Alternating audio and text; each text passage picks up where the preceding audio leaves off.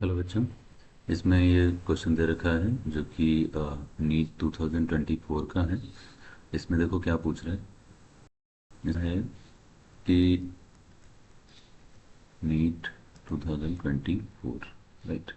इसमें ये बोल रहा है कि 1 ग्राम हाइड्रोजन अगर हम रखें तो उसमें जो मॉलिक्यूल होंगे वो कितने के इक्वल होंगे। यहाँ पे जो हमको चार ऑप्शन दे रखे हैं, इन चारों में से किसके इक्वल होंगे जो हमें यहाँ पे डेटा गिवन है। जैसे 1 ग्राम बोल रहा है तो 1 ग्राम का जो 1 ग्राम हाइड्रोजन में जो मॉलिक्यूल्स होंगे वो कितने के इक्वल होंगे, ये हमको बताना है।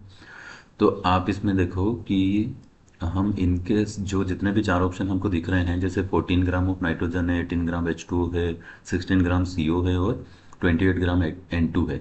तो हम यहाँ मैच करते हैं कि किसके साथ मैच हो रहा है। जैसे फर्स्ट ऑफ ऑल मोल का फॉर्मूला क्या होता है वो आप एक बार देखो। जैसे हमें जो डेटा गिवन है इसको हम अगर सॉल्व करके देखें तो क्या आएगा। ये आएगा एन यानी मोल, और ये होता है given mass upon molar mass. तो हमें गिवन मास कितना दे रखा है 1 ग्राम, और अपॉन में हाइड्रोजन यानी H2 का मास कितना होता है 2 ग्राम पर मोल। तो इसके लिए हम अगर रखेंगे तो क्या फॉर्मूला लगेगा, ग्राम से ग्राम कैंसिल, 1/2 यानी 0.5 क्या आएगा मोल आ जाएगा। ग्राम से ग्राम भी कैंसिल हो जाता है, राइट। तो हमें 0.5 मोल यहाँ से मिल गया। और एक फॉर्मूला और होता है क्या, N is equal two molecule upon क्या आता है Na, मोलिक्यूल अपॉन Na। अब ये Na क्या होता है एवोगैड्रो नंबर। तो अब जब आपके पास मोल है और Na होता है एवोगैड्रो नंबर जिसकी वैल्यू होती है 6.022 टू 10⁻23, तो आप इसको यहाँ मल्टीप्लाई कर देते हैं n के साथ, तो इससे हमें मोलिक्यूल पता चल जाते हैं, राइट। तो अगर हम अभी जो हमें डेटा मिला हुआ है इसके अकॉर्डिंग अगर करके देखें तो 0.5 इंटू 6.022 इंटू 10⁻23, इसको हम 0.2 भी लिखते हैं। और सिंपल करके हम लिखते हैं तो इसको 0.2 लिखने की जगह 6 लिख देते हैं डायरेक्ट, और उससे भी आंसर हम निकाल लेते हैं, राइट। तो अभी जैसे मान लीजिए 6.02 भी मैंने लिख दिया तो भी कोई दिक्कत नहीं है, बट ये हमारा आ रहा है 0.5।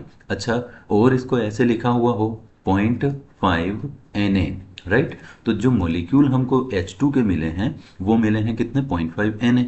अब सिंपल सा एक कॉन्सेप्ट है कि इनमें जितने भी नंबर ऑफ मॉलिक्यूल्स आपको गिवन है और उनके मासेस गिवन है उनको आप डिवाइड बाय मॉलिक्यूलर मास कर लो, जिसमें 0.5 आ जाता है, तो हम समझेंगे कि उसके भी मॉलिक्यूल H2 के 1 ग्राम के बराबर है, राइट। तो अब आप देखो N2 का जो मास होता है वो 28 ग्राम पर मोल होता है।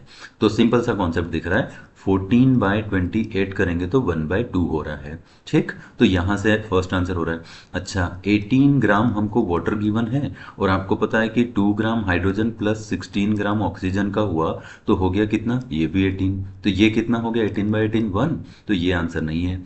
अच्छा, कार्बन का मास होता है 12 और प्लस ऑक्सीजन का होता है कितना 16, तो ये 28 हुआ अपॉन में 16, तो ये वाला हमारा सही नहीं आ रहा है, ये भी आंसर नहीं होगा। अपॉन में कितना ग्राम गिवन है, इसको उल्टा कर देते हैं, given mass upon molar mass. तो गिवन मास कितना होता है, गिवन मास तो हमको दे रखा है जो कि है 16, और अपॉन में कार्बन का मास होता है कितना 12, और प्लस कर देंगे ऑक्सीजन का कितना 16, राइट। तो ये वाला भी आंसर नहीं आएगा।